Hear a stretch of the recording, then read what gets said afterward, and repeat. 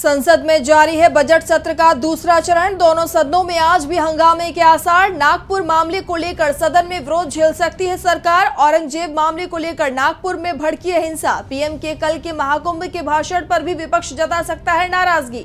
वक्फ संशोधन बिल और one nation one election पर भी विपक्ष जता सकता है विरोध। 4 अप्रैल तक चलेगा बजट सत्र का दूसरा चरण। आज हो सकती है सीईसी और ईसी की नियुक्ति के मामले में सुनवाई। इससे पहले सुप्रीम कोर्ट ने नए मुख्य चुनाव आयुक्त की नियुक्ति को चुनौती देने वाली याचिकाओं पर तत्काल सुनवाई करने से कर दिया था इनकार। सुप्रीम कोर्ट ने 19 मार्च तक टाल दी थी सुनवाई। एसोसिएशन फॉर डेमोक्रेटिक रिफॉर्मर्स सहित कई संगठनों की तरफ से दाखिल की गई है याचिका में संविधान पीठ द्वारा 2023 में दिए गए निर्देश का पालन नहीं करने का दिया गया है हवाला। लैंड फॉर जॉब घोटाले मामले में बिहार के पूर्व सीएम लालू यादव की पेशी आज। ईडी ने समन जारी कर पूछताछ के लिए पटना के जोनल ऑफिस में बुलाया। केंद्रीय एजेंसी ने बीते दिन आरजेडी नेता तेज प्रताप और राबड़ी देवी से भी पूछताछ की थी। ईडी ने राबड़ी देवी से तेजस्वी यादव के दिल्ली के न्यू फ्रेंड्स कॉलोनी वाले बंगले से लेकर सगुना मोड़ वाले अपार्टमेंट की जमीन तक संपत्तियों पर की पूछताछ। लालू यादव पर बतौर रेल मंत्री परिवार या सहयोगियों के नाम पर जमीन ट्रांसफर करने के बदले नियुक्तियां देने का है आरोप। ज्ञानवापी मामले में आज senior division fast track court में होगी सुनवाई। पक्षकार बनाए जाने की अर्जी का मामला। लॉर्ड विश्वेश्वर केस के वादी रहे हरिहर पांडे के निधन के बाद उनकी 3 बेटियों के पक्षकार बनाए जाने की अर्जी पर होगी सुनवाई।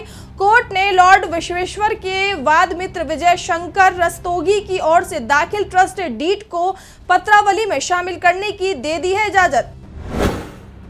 सोना तस्करी मामले में कन्नड़ एक्ट्रेस रानिया राव की जमानत याचिका पर आज होगी सुनवाई। सीसीएच 64वीं कोर्ट में चल रही है मामले की सुनवाई। कोर्ट ने डीआरआई के वकील को अगली सुनवाई 19 मार्च तक आपत्तियां दर्ज करने का दिया है निर्देश। 3 मार्च को दुबई से 14 किलोग्राम सोने की तस्करी करते पकड़े जाने के बाद हिरासत में है रानिया राव। इससे पहले स्पेशल कोर्ट ने खारिज कर दी थी एक्ट्रेस की जमानत याचिका।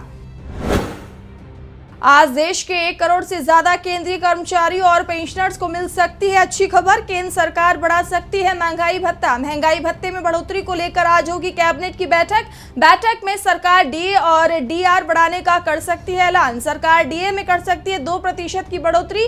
कर्मचारी कर रहे हैं भत्ते में 3% बढ़ोतरी की मांग।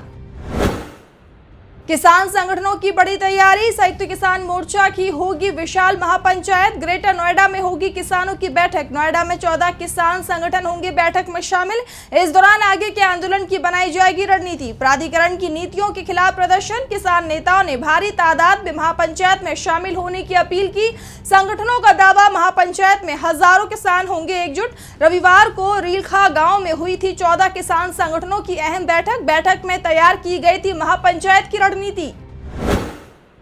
चंडीगढ़ में किसानों के साथ अगले दौर की बैठक आज। डल्लेवाल को पत्र लिखकर सरकार ने बताई टाइमिंग। केंद्र सरकार के प्रतिनिधियों के साथ संयुक्त किसान मोर्चा और किसान मजदूर मोर्चा की होगी बैठक। एमएसपी समेत कई मांगों पर करेंगे चर्चा। कई किसान नेता होंगे शामिल। चंडीगढ़ में सेक्टर 26 के महात्मा गांधी इंस्टीट्यूट में 11 बजे होगी बैठक। इससे पहले 22 फरवरी को चंडीगढ़ में किसानों और सरकार के प्रतिनिधियों के बीच हुई थी बैठक में केंद्रीय कृषि मंत्री शिवराज सिंह चौहान ने लिया था हिस्सा।